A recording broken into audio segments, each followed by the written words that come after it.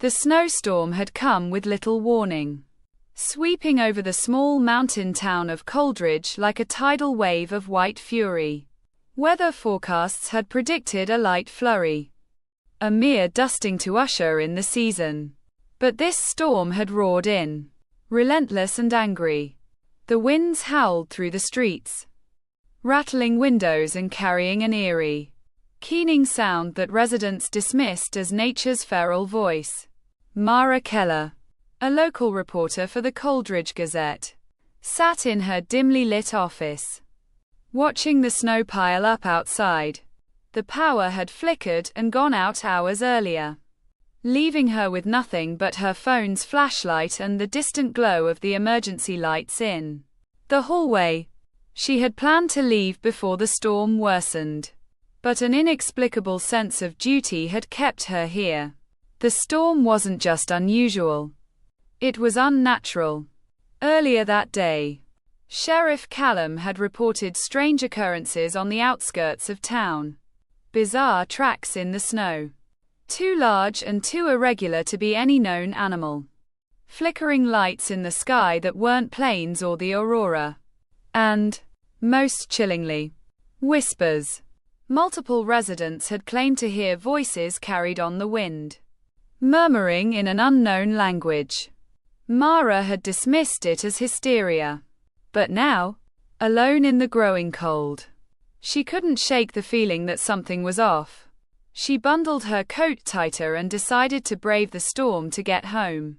The streets were empty, the town blanketed in an almost oppressive silence, broken only by the crunch of her boots on the snow. The wind picked up, and with it came the sound. A faint, melodic whispering. Mara froze, her breath visible in the icy air.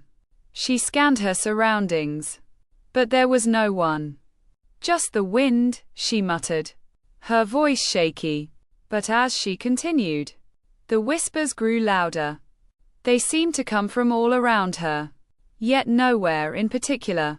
Words she couldn't understand, but that seemed to burrow into her mind. She broke into a jog, the streetlights casting long shadows through the swirling snow. Ahead, the light in the window of Pete's diner was a beacon of hope. She burst through the door, startling Pete and the 3 other patrons huddled inside. "Hey, Mara," Pete greeted, his voice gruff but warm. "What are you doing out in this mess?" Quote, "There's something out there," she stammered, her cheeks flushed from the cold. Pete raised an eyebrow. "Like what?" "Snow." Quote, "No," she insisted, lowering her voice. "It's like voices whispering. You haven't heard anything?" Quote, the diner fell silent. The patrons exchanged uneasy glances. "We've been hearing it, too," said Angela, a middle-aged nurse still in her scrubs. "I thought I was going crazy." "It's the storm," Pete said firmly, though his voice lacked conviction. "Wind plays tricks on you." But Mara wasn't so sure. She sank into a booth, her hands trembling. The whispers were faint here, but still present, like a background hum she couldn't quite shake.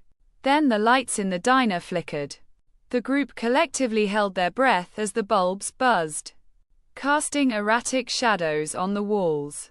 The whispers surged, no longer faint but a chorus of voices, growing louder and clearer. They spoke in unison now, their tone commanding. "Leave this place." The words were unmistakable. Angela screamed, clutching her head as if trying to block out the sound. Pete grabbed a shotgun from behind the counter, though his hands shook so badly it was doubtful he could aim. "What the hell is happening?" he yelled. Before anyone could answer, the windows of the diner frosted over with unnatural speed, the ice crawling like living veins. Outside, the snow swirled into a funnel, forming a humanoid shape. The figure glowed faintly blue, its features indistinct but its presence overwhelming. "You do not belong here," it said, its voice reverberating through the diner. Mara stood, her journalist instincts overriding her fear. Who are you? What do you want? Quote. The figure tilted its head as if considering her. This land was ours, it intoned. You brought ruin. Now, the storm will cleanse. What does that mean? Mara demanded. The figure raised an arm. And the temperature in the diner plummeted?